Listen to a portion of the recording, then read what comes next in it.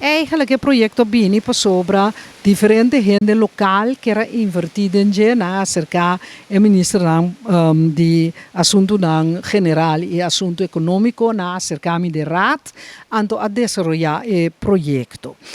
Me te riparar que tu vai tem houve mal entendimento. Tinha rapport de Ministério de Economia, que também sabe que o projeto de encarga de governo na belasting por generar mais ou menos 285 milhões.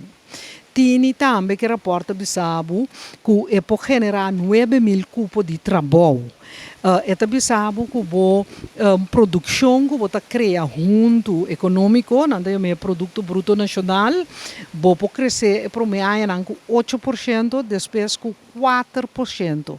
Que tem toda sorte de motivo para nós também ter projeto de hierba que não está mandando alto sobre o tipo de marihuana, porque você lá nós precisamos num pack de cigarrilha mesmo e não tem efeito. Tá, é outro tipo está fazendo vai alto. Que men eigenlijk nós está que da brua gente, está que da biracos, é projeto me lo bisa tá mais urgente que nunca, sobre agora que nós temos 20% de desemprego, bom de gente grande, 40% bom de jovem não.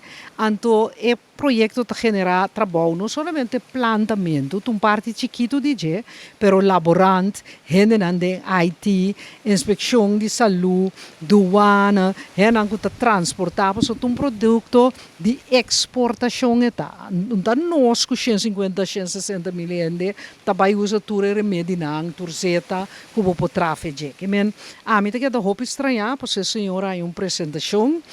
Me te quero que no momento dado o ministro de Economia e o ministro de VVRP, que todos três estão envolvidos em execução da lei, o ministro de Justiça, por parte que eigenlijk bota saca o criamento de mata de marihuana dentro do lugar serai que isso permite, bota saque a lei penal, então mas não é ainda bem nem quebra lugar para sobra, bonota bem alto o produto está gewoon, mas é que mata que botin dem bocura.